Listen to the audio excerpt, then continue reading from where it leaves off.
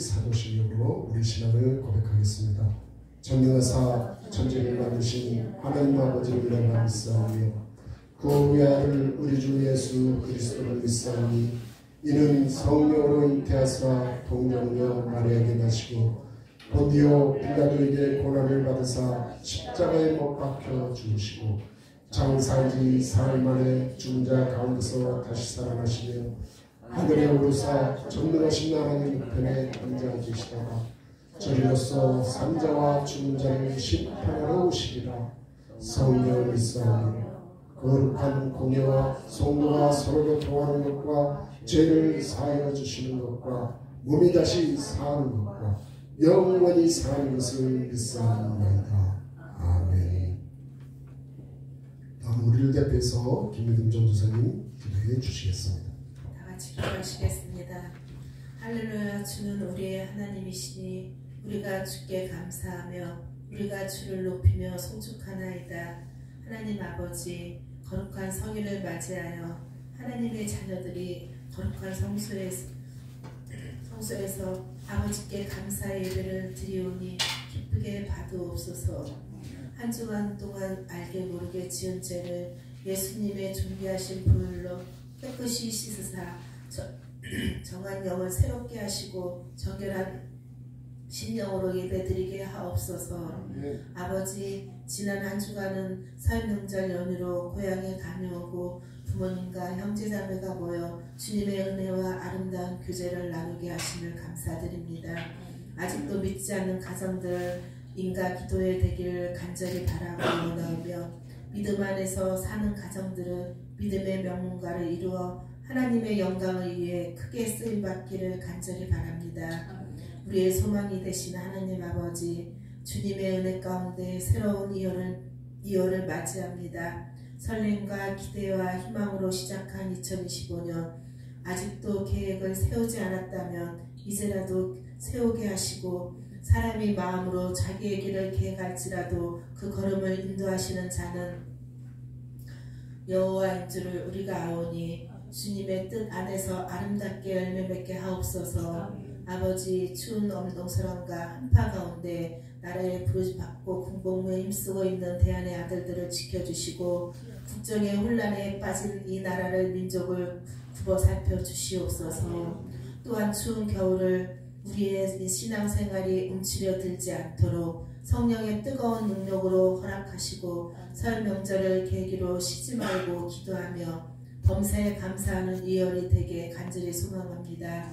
사랑의 하나님 아버지, 말씀을 전하시는 목사님께 성령의 두루마리를 입혀주시고 순종하는 믿음으로 허락하옵소서. 그 말씀이 내 안에 역사하게 하사 그리스도의 편지로서 복음을 증인된 삶이 되게 간절히 원합니다. 주님이 이 시간에 예배를 돕는 손길을 기억하셔서 저희들의 삶을 지켜주세요. 사랑의 하나님 아버지, 주님의 교회 아프신 하늘 분들 기억하여 주시고 하루속히 주님의 손길로 안수하여 주셔서 깨끗게 치료하여 주시옵소서. 주님, 예배의 시종으로 주님께 의탁하오며 예수 그리스도의 이름으로 간절히 기도드렸고 원합나이다. 아멘.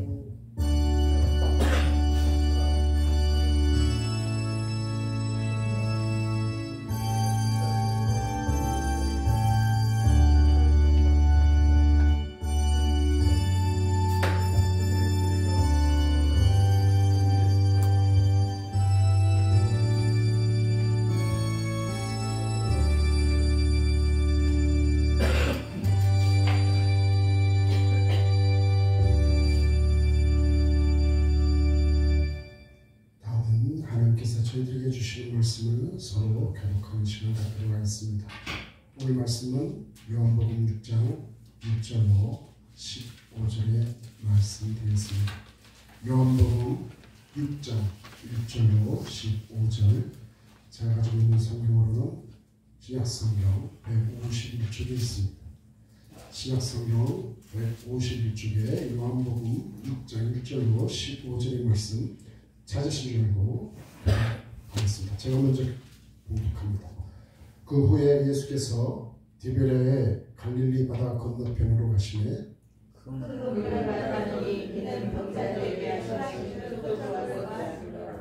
예수께서 산에 오르사 제자들과 함께 거기 앉으시니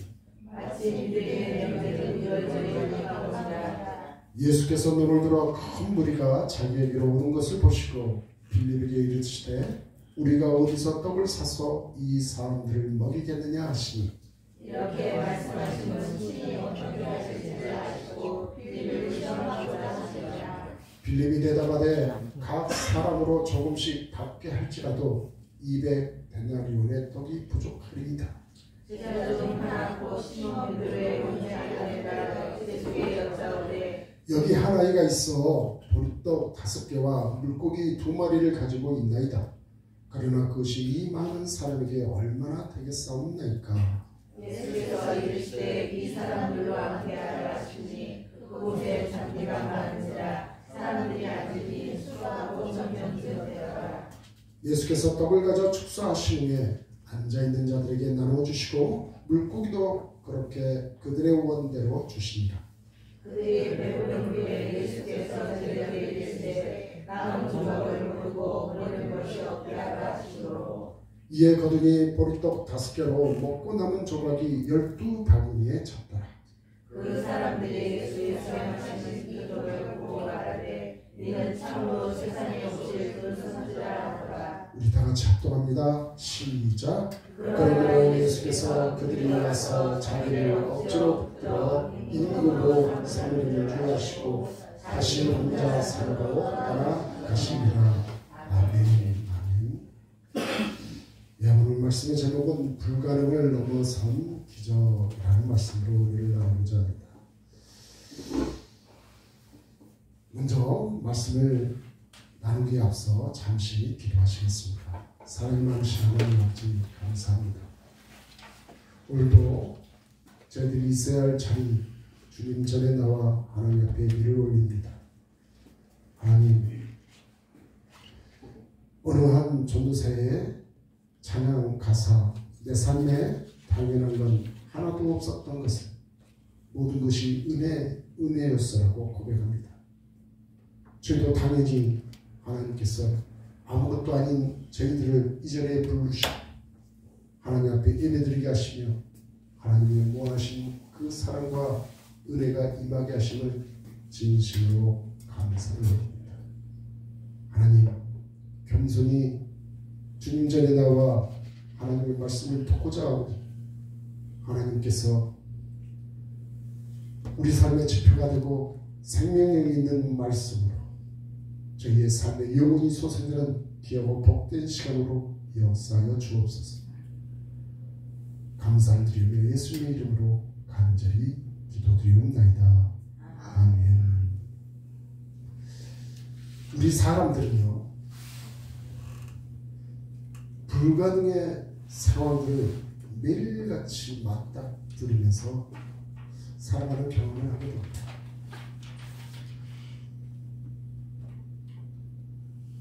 뭔가 가능할 것 같지만 가능하지 않는 그런 일들을 우리는 수없이 마주하게 됩니다. 그러면서 나는 이런 고백을 하게 되죠. 나는 방법이 없어. 나에게 왜 이렇게 길이 없어 보이지? 정말 나는 이대로 안 되는 걸까? 이렇게 절망하고 방황하고 포기하게 되는 그런 일상적인 그 경험들을 하면서 살아가게 됩니다.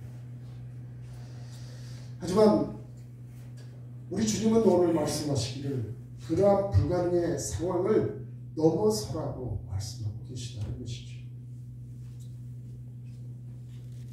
만약 오늘 우리가 할 수 없다고 하는 그 한계에 머물러 버린다면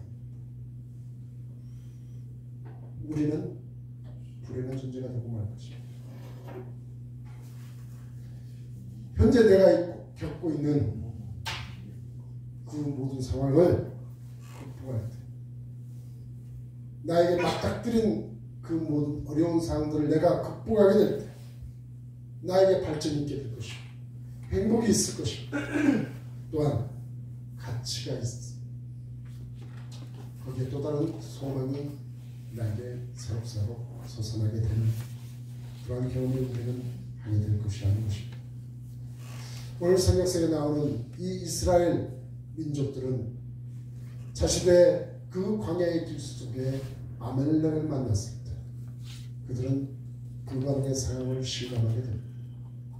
또 그들이 전쟁터에서 골리앗을 만나게 되었을 때도 불가능의 그 상황에 놓여 있게 되었었습니다. 하지만 이스라엘은 그 아말렉을 이겼고 또한 골리앗도 무너뜨리게 되었습니다. 오늘 내가 한 걸음도 앞으로 갈 수 없는 그 불가능의 상황은 뛰어넘으라고 우리 앞에 있는 것입니다. 그 불가능을 극복하라는 하나님의 요구가 우리에게 주어지고 있다는 것이죠. 오늘 본문에는 예수님을 따르는 사람들이 누가복음에 따르면 성인 남자의 수만 5,000명이었다고 얘기하고 있습니다. 그렇다면 그 예수님을 따르는 수많은 무리들은 거의 15,000명 이상 되었을 것입니다. 그러한 빈 들판에 해가 져 머물러가는 그 상황에 그들은 주님 배를 안고 저녁 식사를 해결하지 못하고 있는 상황이었습니다. 사람이 그러면 어찌 해볼 수 없는 그러한 난감한 상황이었죠.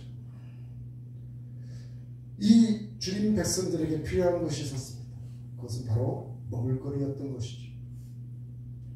그러면서 예수님이 당신의 제자 빌립에게 말씀하십니다. 어디서 떡을 사서 이 사람들로 먹게 하든. 그런데 오늘 본문에서는 그렇게 얘기를 해요. 예수님이 뭔가를 할지 아시면서 이 빌립에게 시험하기 위해서 어디서 떡을 사서 이 사람들로 먹게 하겠느냐라고 질문하셨다는 거죠. 그러면서 빌립이 대답합니다. 주여, 이 사람들을 각 사람으로 조금씩 받게 할지라도 200데나리온의 떡이 필요합니다 라고 말합니다. 200데나리온, 우리나라 돈으로 환산을 내면 거의 한 1,000만 원 이상 정도 되는 돈이라고 합니다. 이러한 1,000만 원 넘어가는 이 빵을 사서 먹여야 할 그 많은 군중들은 지금 제자들이 느끼기에는 어떤 상황이었느냐? 주여, 이건 도무지 불가능한 상황입니다 라는 것을 주님에게 고백하고 있는 순간이죠. 그러나 주님은 빌립에게 중대한 도전의 말씀을 주십니다. 누가복음, 이 지금 똑같은 상황을 누가복음에 가보면 이렇게 말씀하고 있습니다. 주님이 제자들에게 명령을 하십니다. 너희가 먹을 것을 주어라 라고 말합니다. 아니, 아무것도 없는데 주님이 어떻게 하라고 너희가 먹을 것을 주어라 이렇게 명령하시는 것입니다. 제자들이 해결하라는 주님의 명령이었습니다. 그 말씀을 받은 제자들은 어떤 상황이었을까요? 하나도 예의 없이 불가능의 상황으로 받아들이게 되었습니다. 예수님께서 하신 말씀이지만 그것은 제자들에게 느끼기에는 불가능의 명령이었던 것이죠. 주님께서 너희들이 그렇기 때문에 끝내라고, 너희들이 불가능하다고 하는 거기에 너희들이 좀 해결 좀 하라는 그 명령인데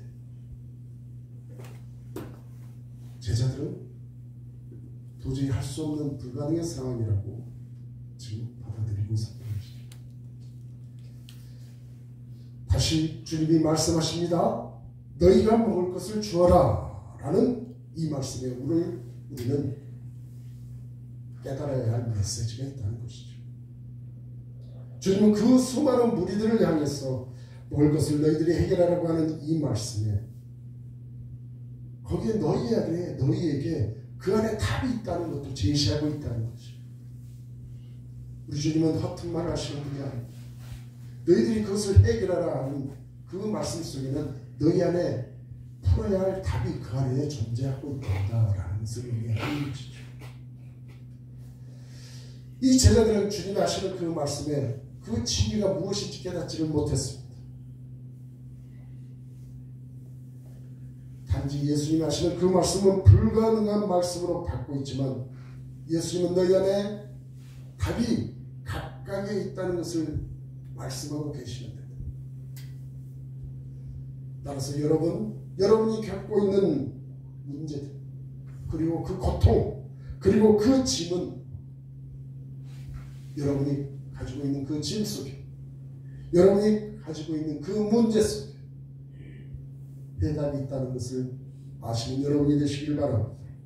우리 안에 문제가 있는 것이 아니라 하나님께서는 그 안에 답이 있다는 것을 말씀하고 계시다는 것이죠.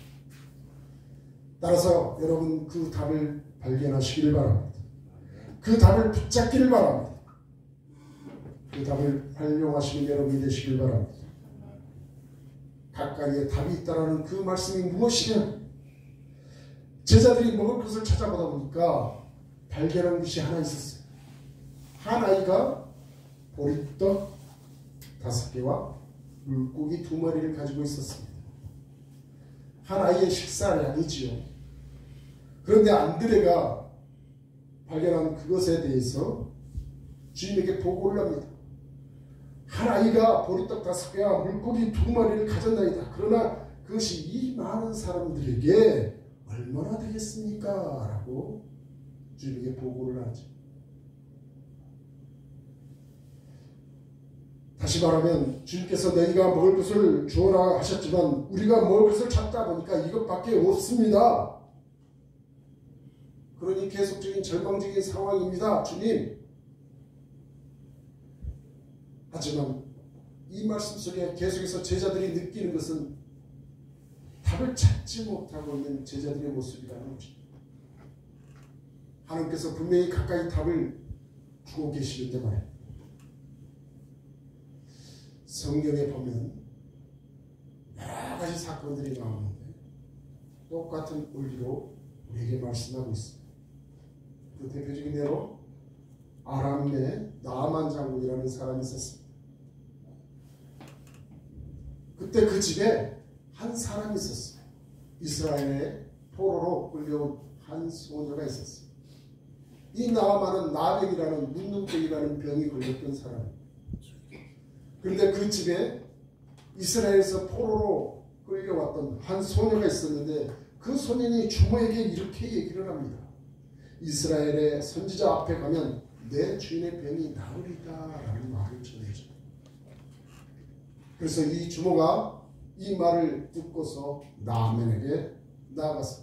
나아만 장군이여, 당신이 이스라엘의 선지자를 찾아가면 병이 낫겠다고 얘기합니다 라는 말을 듣게 됩니다. 그래서 그 나아만은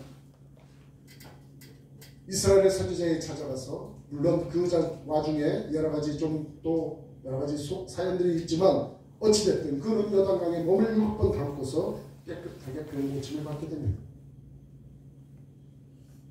나아만에 해결됐던 거기에 답이 있었는데 어떤 답이 있었습니까? 나아만 장군의 바로 가까이에 이스라엘의 포로로 끌려온 한 아이에 있어. 그 아이가 선지자 앞에 당신이 나아가기만 하면 병을 고치겠나이다 라는 그 답을 듣게 된 것이 바로 나아만의 가까이에 있었던 해결책이 되었던 것입니다. 나아만은 그 말을 듣고 순종하고 그리고 그 말에 따라서 하나님의 기적을 보았던 놀라운 기적의 사건이 발생이 되었죠. 우리에게 불가능하다는 판단이나 결정은 수없이 많습니다. 내가 살아가고 있는 그 삶 속에 여러분들이 드리는 기도의 모든 제목들은 다 거의 다 기적적인 일들이 발생해야만 이루어지게 되는 그러한 기도의 제목들이 많을 거예요. 저는 오늘 이 본문의 말씀을 준비하면서 그런 생각을 해봤습니다. 오늘 우리는 이 오병이의 기적을 기적이라고 부르죠. 과연 주님께서는 그것이 기적이었을까요? 우리 주님은 그냥 말로도 해결할 수 있는 그러한 전지전능한 분이신데 말입니다. 우리는 기적이라고 생각하죠. 우리 주님은 그것이 기적적인 일이 아닌 주님의 그 창조 원리 안에 당연히 이루실 수 있는 놀라운 사건일 뿐이라는 거죠. 성경에 보면 이와 같은 사건이 또 하나 나옵니다. 엘리사라는 선지자가 있는데 또 나오는 엘리사예요. 그곳에 자기를 따르던 그 제자들 중에 한 부인이 빚을 많이 졌는데 그 빚을 진 그 사람이 찾아와서 자기 아들 둘을 자기의 종으로 데려가겠다고 얘기를 합니다.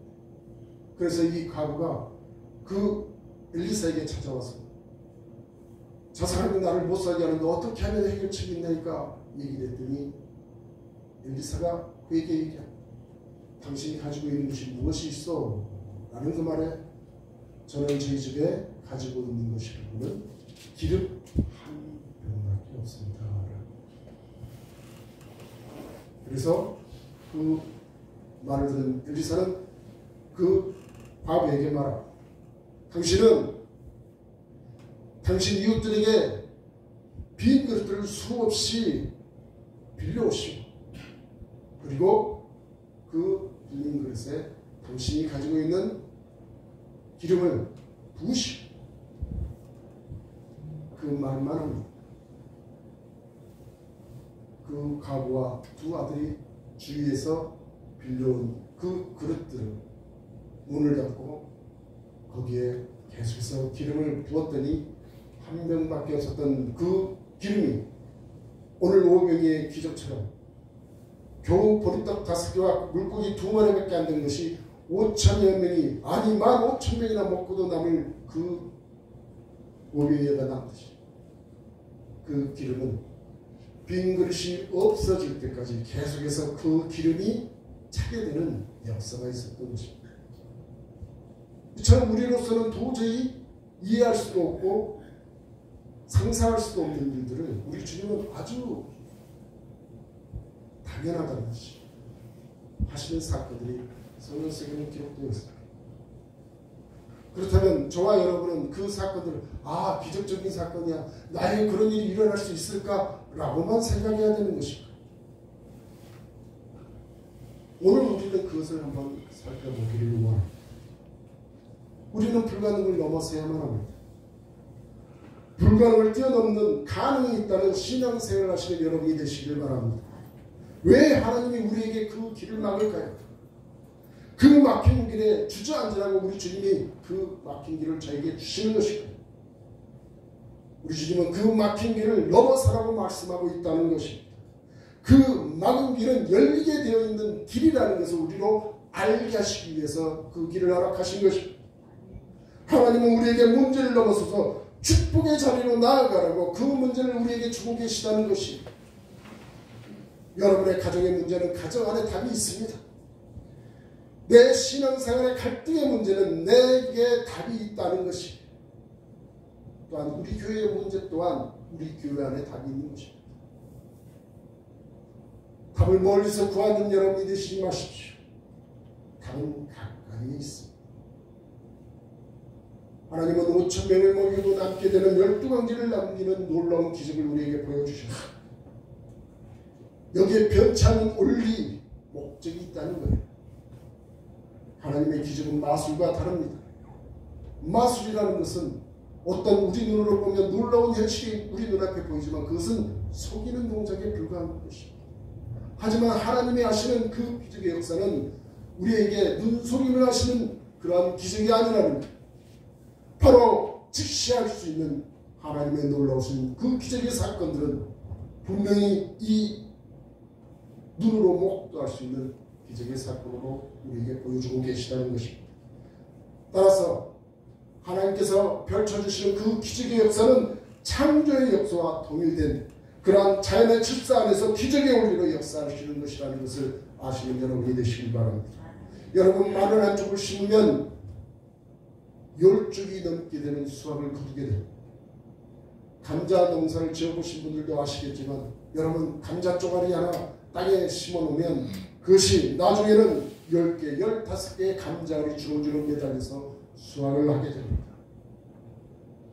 농부가 뿌리는 그 벽시 안에 150알 이상이 남게 되는 그 벼로 자라게 되는 거죠. 한번 생각해 봅시다. 감자 한쪽을 심어서 그렇게 충만히 거두는 이것은 자연 법칙이라고 우리는 생각합니다. 물론 자연적으로 그러한 일들이 우리 눈으로 보여지게 됩니다. 하지만 농부가 아무리 벽식을 땅에 심어서 150알 넘는 벽식을 거두게 되는 그 자연의 법칙 하에서도 하나님께서 간섭하시지 않으면 그것을 우리는 거둘 수가 없는 거예요. 하나님께서 태풍을 불러오시고 거기에 메뚜기 떼를 불러모아 버리시고 우리는 아무것도 수확할 수 없게 됩니다. 하나님께서 그 하나하나도 간섭하지 않으면 그 어느 것 하나 우리가 거둘 수 없게 된다는 것입니다. 그러므로 우리가 얻게 되는 이 추수의 결과는 하나님의 기적 원리 안에서 얻어지는 결과라는 것. 자연이 일어나는 것은 아무것도 없다는 것입니다. 하나님의 그 기적의 손길이 간섭하기 때문에 이루어지고 있다는 것을 말하는 것입니다. 이것이 우리 신앙생활에 똑같이 원리로 작용하고 있다는 것입니다. 500명과 5,000여 명을 먹인 이것은 마술이 아니라는 것입니다. 엘리사가 기름을 부었던 그 기름 한 병이 여러 그릇으로 부어지게 된 그 사건은 하나님의 창조의 원리가 여기에 들어가 있다는 것입니다. 그렇다면 우리에게 기적으로 보여주는 이 사건들이 어떻게 이루어지는지 한번 우리가 추적해 보자는 것입니다. 그 기적을 이루기 위한 요건이 있습니다. 그 첫 번째는 주님의 손에 잡혀야 한다는 것입니다. 제일 먼저 예수님께서 그 오병이어를 보여준 그 기적의 사건은 그것을 내게로 가져오라는 주님의 말씀이 있었다는 것입니다. 다시 말해서 그 오병이어는 주님의 손에 붙들렸을 때 기적의 사건이 펼쳐지게 되었다는 것입니다. 주님의 손이 움직이지 않고는 이 일이 일어나지 않았다는 것을 우리는 알 수 있다는 것입니다. 감자 한쪽을 심는 것, 이 오병이어를 예수님 손에 붙잡혀 드리는 것, 이것이 바로 똑같은 원리라는 것입니다. 예수님의 손에 잡힌 이 오병이어는 이제 한 사람의 식사거리가 아닌 5,000명을 먹이로 남는 풍성한 하나님의 식탁으로 변하게 되는 사건, 이것이 여러분이 살아가는 그 삶 속에 그대로 나타나게 될 줄로 믿고 사실 여러분